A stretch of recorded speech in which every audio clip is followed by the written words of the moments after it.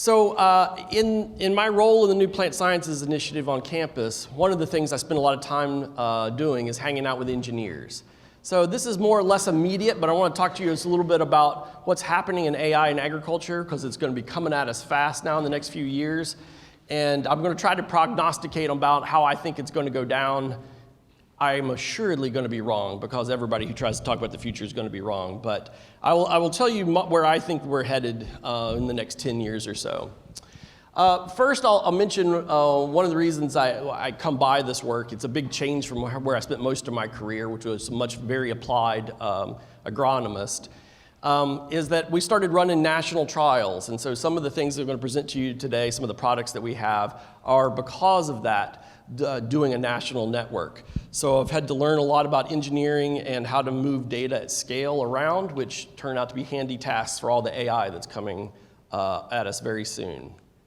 Oh, there have been some, actually, we've had several study locations right here in Union County where we come in and we do on-farm trials, but we automate the data that's coming in. So we've done a number of cover crop trials around here. Most of my work in the past few years has been cover crop related, and where we look at the entire impact of cover crops. So what is it doing to your water cycle? Because you can both win and lose from the impact of cover crops on your water budget for your cash crop.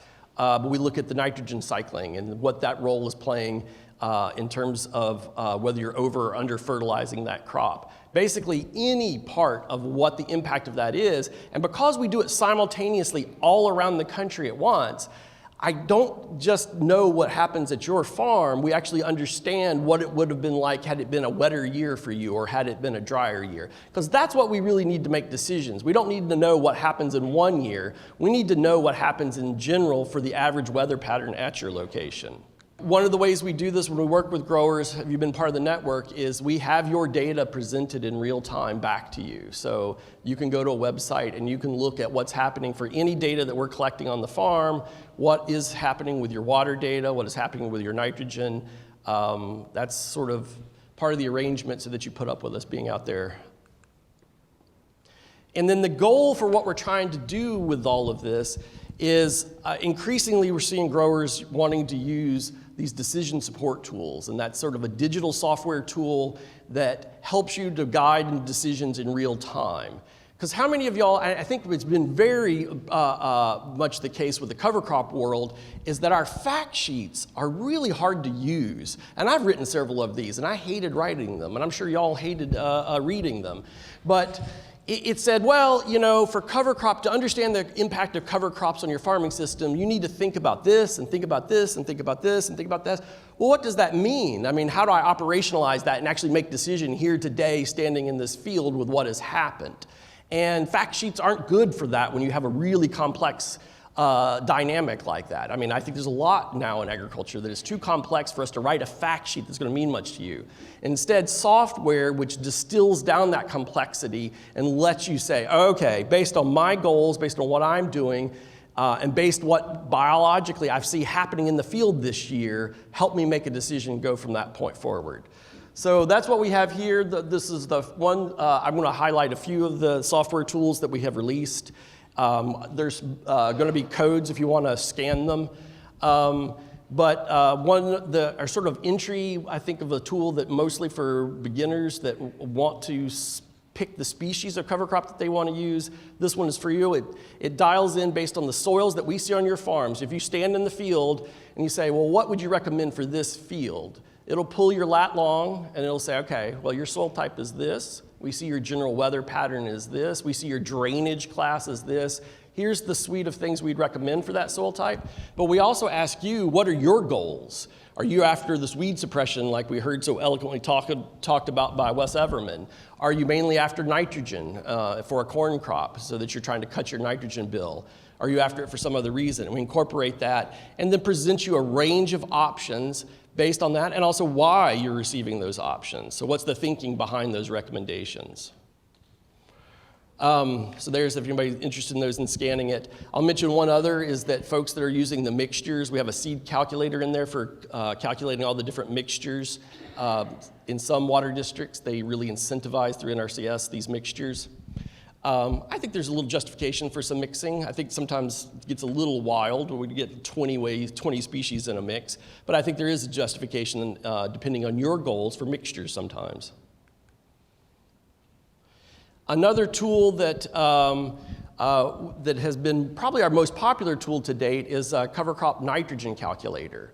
And that's one that I'll mention a little more here recently because Morgan is testing that hardware out here on farms in Union County. So to date, our nitrogen calculator, what we do is we say, okay, how much biomass did you grow? What is its rough forage analysis? And then we can predict at any point in time how much it's degraded and how much nitrogen it has released to your cash crop.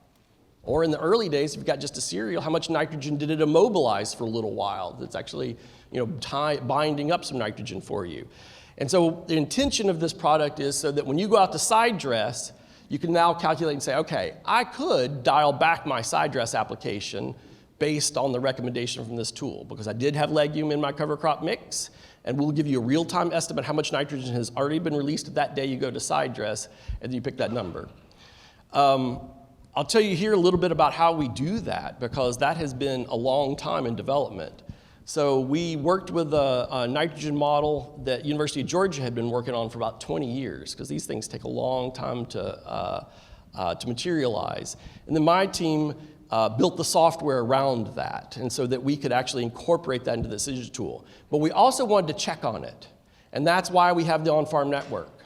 We wanted to make sure, be very sure, that nitrogen model was working for your conditions. And so we did that around the country, another justification for why we do these national trials.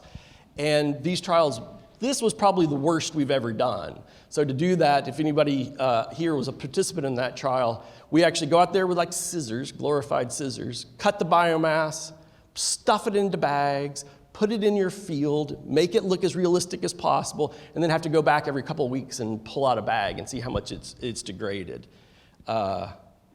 One of our worst field activities. But the reason we do that, and the reason why that on-farm reality data there is so important, is because lo and behold, we found the model broke in the southeast, which is kind of ironic, it came out of Georgia. It broke in a fair number of locations, and so then we had to go back and rebuild pieces of it. Turns out that even in our worst droughts here in North Carolina, we still get the cover crop degrading every morning for a few hours. Anybody want to guess why that is? It's our dew. We have a very heavy dew here in the southeast relative to a lot of other regions. So we have much wetter, humid air. Our dew set is heavy enough that we actually release a bit of nitrogen every day, even in the worst of droughts that you can imagine. For those who are interested too, there's if you go into this tool, there is the advanced tab, and that's just for people who want to geek out and figure out why we're saying everything that we're saying. And you can walk through exactly how the whole thing is built, if you're so inclined. And so there's one on the left there. You'll see the nitrogen calculator. And then on the right, we also have now just released in the last month an economic calculator. And that was a team of economists who we put in a room for a year and a half to agree on how to calculate the benefits and costs of cover cropping. And if you all have ever heard an economist on the TV news, you know that they don't agree with anybody, not even themselves half the time. That's why it takes a year and a half when you come up with an expert-based tool. But anybody wants to try that out, we're excited about it. It is a more complicated tool as well. There's a lot to fill out in there. So even if you don't fill it out, it helps you to think through what the overall impacts of your cover cropping can be. All right, so now I want to talk a little bit about, let's get to our first AI product here, because I'm going to prognosticate to you about AI. So one of the problems that we have in some of these practices that when we're trying to use biology to our advantage is biology is a bit messy, right? Everything we do in agriculture is a bit messy. We can apply the same level of inputs across the field, and we all know we don't get the same level of output out of it. Well, you do that with a cover crop. And this is a little sample of a field we had a few years, just made a good picture of it. But how often do we get a nice even stand of a cover crop? Almost never. We're not fertilizing it. So it's actually going to be more uneven than we're going to see on our soybean crop or our cash crop. And so this patchiness can really complicate our lives. particularly now if you start talking about mixtures, which we're seeing more and more where people are putting a legume and a grass into that mixture. Now, when you walk across those fields, you see, oh, it's all grass right here. And then, I'll walk 20 feet up that way. Now it's all legume, and then everything in between. And that patchiness now is a real problem when it comes to your nitrogen rate, right? So when we had our nitrogen calculator tool, we said, well, what is the biomass of that field and what's the rough forage analysis of that? Well, you pick one. Well, it's all possibilities across that field oftentimes. So what we really needed was a tool that could deal with the spatial variability in that. And this gets me back to where I think AI is going to unlock precision agriculture in a fundamental way. When I was in school, I won't say how long ago, but you can guess from the gray, it was quite right bit of time ago, we were all talking about how precision ag was going to be the tool where we deliver just the right inputs for each plant almost. Those were the early days. We're like, oh, we're going to get just the right pesticides and nutrients right for that little spot. Now, I'm not saying we haven't had a lot of gains in precision agriculture, because we have. But it has been slower going than we ever dreamed. I think those heady days, a lot of the targets we talked about at that time, we still have not achieved. And I think one of the parts of that is that we have not developed the sensors to be able to go and get that spatial gridded layout in the high enough definition resolution for us to be able to make decisions on it. So we have a few wins out there, I won't deny, but I would say that we have really not unlocked the potential of what we could do with the equipment we have nowadays. What we need is the intelligence to understand what is lacking on each of those pixels of the ground. And I think AI is going to be one of the things that will help us to hit quite a few of those targets. So back to how I use that for this target here is I was on a tour in Europe, maybe 6 years ago, and I bumped into a group of people who could, on an ATV, driving at breakneck speeds across that, they could map out all the different species growing in a hayfield. And so what they had strapped onto the back of that ATV was a camera that can take a picture in like a very fast speed, so it's not blurry when you're driving across there at 60 miles an hour. And every picture it took, it was sorting what it saw into how much biomass of white clover there was, of ryegrass, and of red clover. Now, we have a little bit of red clover around here, and certainly plenty of white clover. You ever look at it? I mean, you guys know how to tell them apart, but your average person doesn't. It takes a little bit of training to learn to tell those apart. And the fact that an AI could sort those out and predict the biomass of a red clover versus a white clover, I was just amazed. And so that sort of led to a midlife crisis of trying to figure out what else we could do with that type of technology. And I think one of the things that fits into there very well is the overall concept of we can now use cameras to chart out every plant that we see in the farm system. So we can we can recognize every crop that's planted out there. We can recognize every weed that's out there. We can recognize the cover crops. We can not just recognize them, but know the biomass composition of all those things. Now that's a level of intelligence that I think we can hit a lot of our precision ag targets with, right? Because when I said, one of the reasons holding us back precision agriculture is we don't have all the sensors, or not enough sensors spread widely enough to really be able to create a map out of that. Well, what is one of the best sensors of how things are going in a field? What's the sensor that we as farmers have used for millennia? It's how the plant looks. We can actually diagnose a huge number of things, of soil conditions, pest problems, by carefully inspecting the plant. And if you as a human can understand what's going on with the plant by carefully inspecting it, most of the time we can train an AI to do the same thing. We don't have to use fancy sensors most of the time. Most of the time we can do this with just the standard type of camera sensor that's on your cell phone. Just a normal, or what we call RGB image, can learn to recognize most of these things. There are some times when AI won't quite capture what a human can. There's also other times that the AI will know things that I can't tell from looking at the picture how on earth it deduced that. But all I can tell you is it was correct. I can always measure whether it was correct or not by some other way. So I think that is the revolution we're going to see. What I expect is coming your way here first will be more and more cameras on everything. We're already seeing that on some of the initial pieces of equipment. But now I think what in the future you're going to see, it doesn't matter if you're going through there with a cultivator, fertilizer, or a sprayer, everything will have cameras on it eventually. We're getting down to the price point where that really makes sense, and you're going to be gathering data every time you drive through your field. And when you gather that data, not only will it just be like, oh, isn't that neat, but we'll be able to translate it into recommendation. That's the dream anyway. So one of the projects that we have going right now that we've spent a huge amount of our time on is putting that kind of camera system together on a sprayer. Because for the cover crop world, we realized that if we wanted to map cover crop performance, how much biomass of every species that was growing out there would be, the best time to take that data is when you're killing the cover crop. And so that's what we've done. We've mounted, and this is what Morgan is going to be helping us to test in the coming year, is we mount up to 8 of these on a sprayer, so we can accommodate very large sprayers. And we take those pictures, we map the biomass as you're doing that, and then we use that to create a new nitrogen map for you. Instead of a nitrogen map on how much cover crop nitrogen was supplied based on one sample from your field, now we're giving you how much nitrogen you've got pixel by pixel as you drive across that field, so that if you have variable rate nitrogen applicator, you can use that and adjust your side dress accordingly.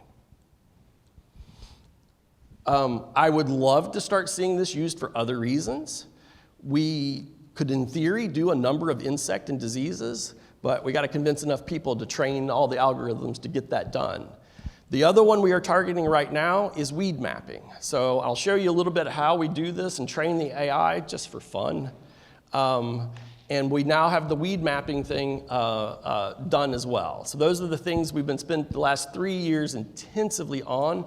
And I think you're a part of this as well, Wes, is some of the image repository. So first of all, what we do to train an AI to do things, I'll give you an example of one of the first things once we realized that this sort of new approach to AI was going to be effective, is somebody trained an AI to be able to tell a YouTube video whether it was a cat video or not a cat video. Important work, of course, because we all know the internet is mostly cat videos.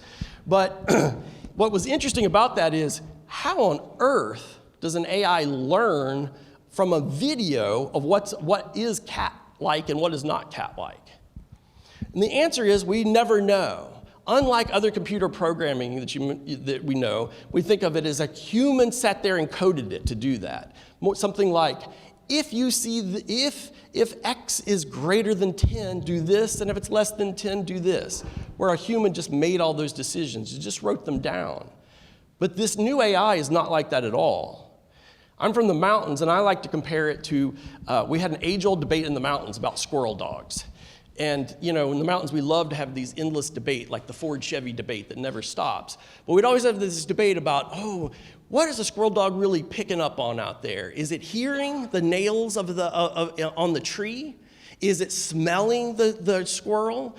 Or is it actually just looking up in the trees and really just spotting it? Because it does seem a little magical. If you've ever seen a squirrel dog work, they will find like 20 times more squirrels than you will.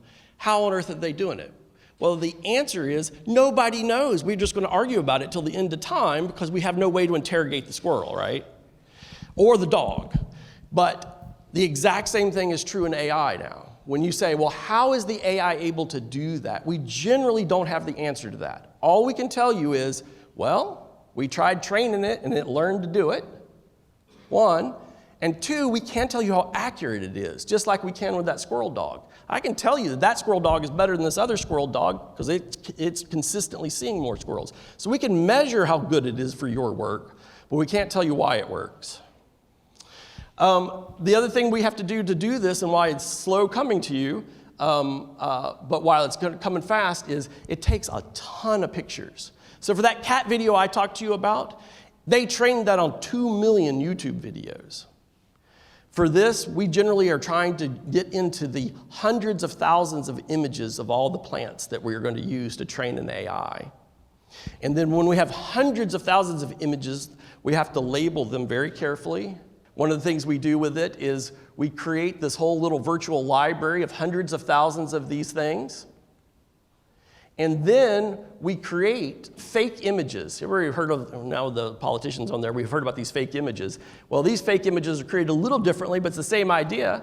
But I take soils from all around here in North Carolina, and I take y'all's weed species as well. We've also sampled the heck out of your soybean varieties that are here, because we sample out of the OVT of all the ones, so that we learn the full variation that is out there on your farm. And then we make these fake images to the tune of millions of fake images, and then we train an AI to be able to use that information and learn to recognize what it sees.